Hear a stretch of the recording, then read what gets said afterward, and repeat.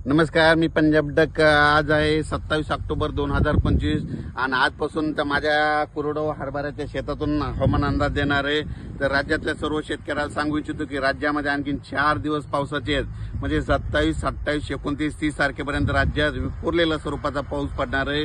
2 चक्रीवादळ असल्यामुळे हे राज्यात पाऊस पडायला आहे. नसा आहे पाऊस गेला असता, म्हणून त्याच्यामुळे हे पावसानं मुक्काम वाढल्यामुळे म्हणजे 30 तारखेपर्यंत राज्यात पावसाचं वातावरण राहणार आहे.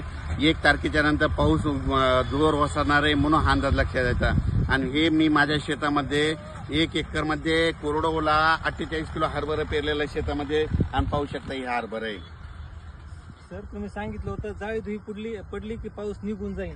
आता हे बघू शकता तुम्ही, जाळी धुई पडलेली आहे. तर राज्यातल्या सर्व शेतकऱ्याला सांगू इच्छितो की ही बघा, ही अशी जाळी धुई असते बघा. ही जाळी धुई आल्याच्या नंतर ही असे जाळे पडतात शेतात. हे आल्याच्या नंतर कंप्लीट राज्यातून 12 दिवसाला पाऊस निघून जातो, हे निसर्ग सांगतो. तर त्याच्यानंतर पाहू शकता की असे जाळे पडलेले. तर हे आणि आणखी उद्याच्याला देखील खूप पडतील, हे पाहू शकता.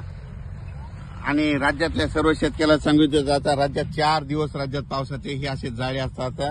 हे जाळे धुई पडल्याच्या नंतर सगळीकडे शेतामध्ये जाळे पडलेले आहेत. आणि हे जाळे पडल्याच्या नंतर राज्यातला पाऊस 12 दिवसाला निघून जातो. पण राज्यातल्या सर्व शेतकऱ्याला सांगत होतो की आणखीन राज्यामध्ये 4 दिवस पावसाचे आहेत. म्हणजे ते पाऊस कधी पडणार आहे, म्हणजे 27, 28, 29, 30 या 4 दिवस राज्यामध्ये पाऊस पडणार आहे, म्हणून हा अंदाज लक्षात घ्यायचा. राज्यातला पाऊस हा तुम्हाला सांगू इच्छितो की 27, 28, 29, 30 पूर्व विदर्भ, पश्चिम विदर्भ, दक्षिण महाराष्ट्र, उत्तर महाराष्ट्र, कोकणपट्टी, खानदेश, मराठवाडा, त्याच्यानंतर उत्तर महाराष्ट्राकडे देखील पडणार आहे. मुंबई, पुणे, नाशिककडे पडणार आहे, म्हणून हा अंदाज लक्षात घ्यायचा. हा पाऊस सर्वदूर नाही, फक्त भाग बदलत विखुरलेल्या स्वरूपाचा पडणार आहे, म्हणून राज्यातल्या सर्व शेतकऱ्यांनी हे देखील अंदाज लक्षात घ्यायचा. सांगायचं झालं तर नांदेड जिल्हा झालं, वाशिम जिल्हा झालं, हिंगोली जिल्हा झालं, यवतमाळ जिल्हा झालं, परभणी जिल्हा झाला, लातूर जिल्हा झाला, सोलापूर जिल्हा झालं, त्याच्यानंतर सांगली, सातारा, सोलापूर, कोल्हापूर, पुणे, त्याच्यानंतर अहिल्यानगर इकडं, संभाजीनगर, जालना, त्याच्यानंतर इकडं नंदुरबार, धुळे, जळगाव, नाशिकसह मुंबई सगळं, त्याच्यानंतर इकडं बुलढाणा, अकोला, अमरावती, वर्धा, नागपूर, भंडारा, गोंदिया, चंद्रपूर, यवतमाळ या सगळ्या जिल्ह्यामध्ये जितके जिल्हे येतात त्याच्यामध्ये फक्त भाग बदलत संपूर्ण जिल्ह्यात पडणार नाही, भाग बदलत विखुरलेल्या स्वरूपाचा पडणार आहे. आणखीन राज्यात 4 दिवस पावसाचे असणार आहेत, म्हणून हा अंदाज लक्षात द्यायचा.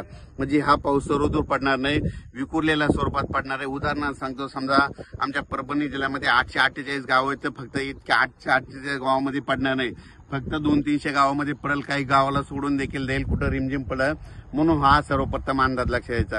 आणि राज्यातल्या सर्व शेतकऱ्याला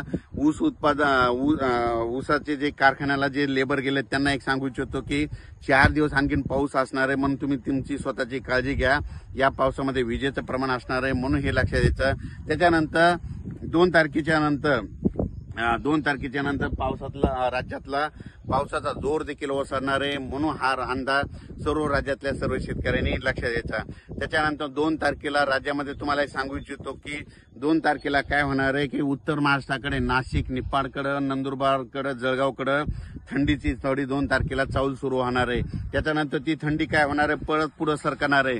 मग ती थंडी उत्तरेकडून काय होणार आहे, दक्षिणेकडे असे खाली सरकत येणार आहे. तर मग असं करत इकडे दक्षिण सोलापूरकडे तुम्हाला एक सांगू इच्छितो की ती थंडी काय होणार आहे की 4, 5, 6 तारखेपर्यंत सोलापूर जिल्ह्यामध्ये, नाशिक इकडल्या भागात देखील अशी पसरत जाणार आहे आणि थंडीला चाहूल सुरू होणार आहे.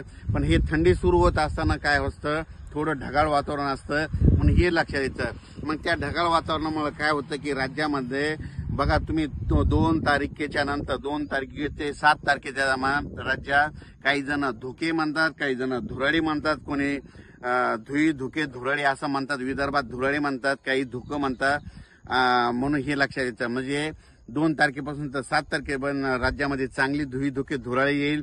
आणि आज देखील जाळी धुई आलेली आहे, म्हणून आता हे संकेत दिलेत निसर्गाचे की राज्यातला पाऊस आता 12 दिवसांना आता निघून जाणार आहे, म्हणून अंदाज लक्षात द्यायचा. म्हणून हे अंदाज सर्व शेतकऱ्यांना लक्षात द्यायचा. अचानक वातावरणात बदल झाला तर लगेच एक मेसेज दिला जाईल.